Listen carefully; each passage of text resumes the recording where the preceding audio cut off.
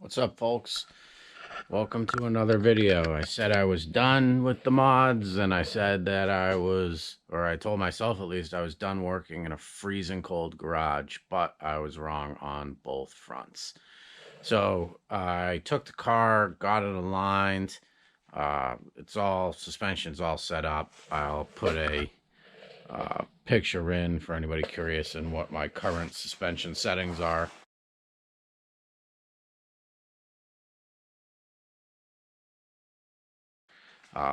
So you can get an idea of what I'll be running, at least initially this season. But a couple issues cropped up along the way. As I've been putting some miles on the car, I have this PO 420 exhaust efficiency code that I thought was gone, but it's not gone. And I was able to hear some rattling from the cat on bank one. So it's telling me that the cat's, bad, going bad, getting worse.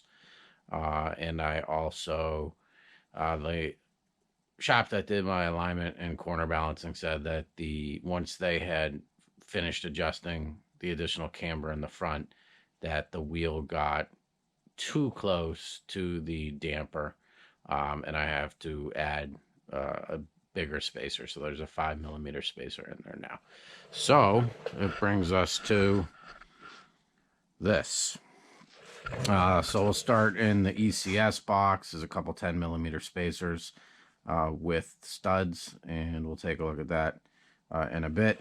And then we've got a couple replacement cats. So a buddy that watches the videos, Rick, thank you, sold me these cats. They're super nice off of a really low mileage car. He gave me a really good deal on them. So I've prepped these. So by prep, first of all, there were some broken studs on them. You can see those bad boys there. And my process for removing those was basically to take MAP gas.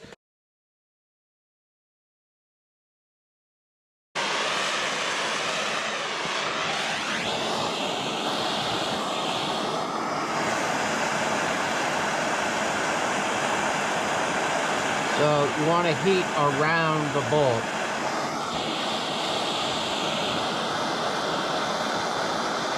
Or the stud, in this case.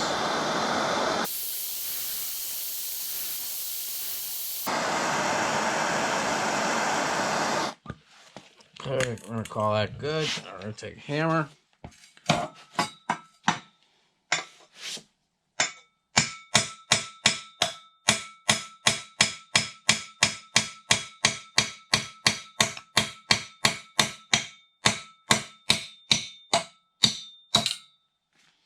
Out she goes.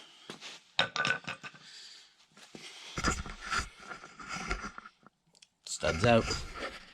Do that 5 more times. You'll be good. And then what I also did, which was a recommendation from my friend Aaron, was to run a chaser through the O2 sensor threads. So I'll just show you what that looks like. So that is this little guy, and let's see, you can see, super easy. So what I did was I sprayed some WD-40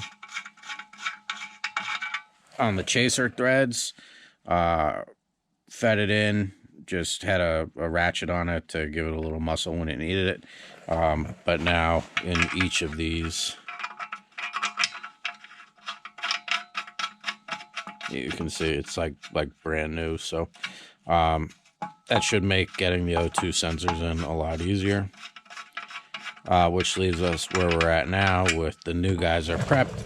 So now we got to get the car in a position so that the stock setup that's on there now is accessible so I can rip it off. So I'm going to work on that, and then I'll get back to you guys when I've made some additional progress.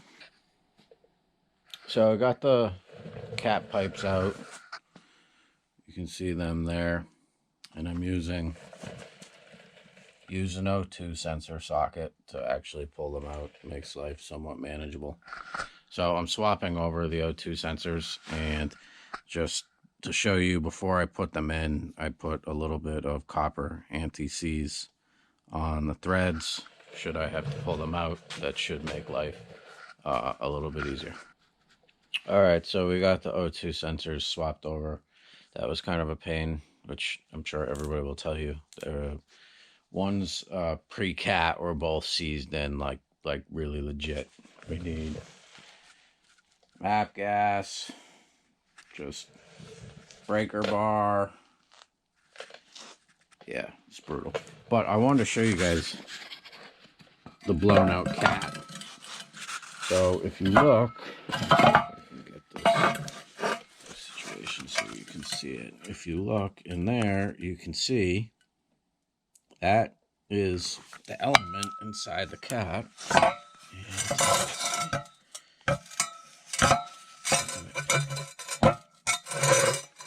Which you can't really, I can't move it for you, but that shouldn't be there. You can actually see where it has been banging up against the O2 sensor. And for comparison's sake, that is the other one where you can see nothing there. So definitely had a problem with this cat. And let's see if I can make it so you can hear it.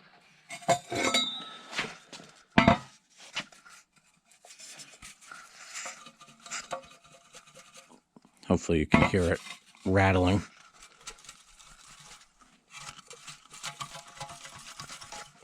So I've got the new ones, or new to me at least, set up. Lucky the old gaskets are in really good shape because I don't have replacements. So I'm gonna get these tossed in the car and probably call it an evening. And we'll fire it up tomorrow and make sure our codes are on. Heyo. It's the next day. I wrapped up the install on the cats last night at about 1 a.m. So I didn't pick the camera back up to show you guys. But we've got the engine bay put back. Got O2 sensors. This also show you just a quick view of how much room is opened up with the AC compressor removed. Look at that. You can see all the way down in there. So that's pretty cool. And then show you underneath. So cat pipes replaced. Use new hardware. I'm not sure that hardware will be staying, but it's good for now. Got the muffler deletes back on. So that process is officially done. Pretty happy. Happy that the code actually told me exactly what was wrong. So eases my mind a little bit that we've got that down. So I'm going to keep this guy is still good, so I'm going to keep that as a spare. The bad one, I think I can send that, get recycled or something, get some money back for it. Maybe try to gut it and see what, if I want to contemplate having a set of catless pipes to run. I got the spacers unboxed. So basically, the rest of this weekend is just going to be getting the spacers installed, which is nothing, and then probably taking it for a quick drive. And next weekend, a week from today, my time, is the first track day of the year at Palmer, so we'll be back to on-track videos, and I am super pumped up about that. So I'm going to take care of some minutia, but the car is pretty much good to go now. So I've created a disaster in my garage, thrashing, to make sure that I don't have to worry about it during the week.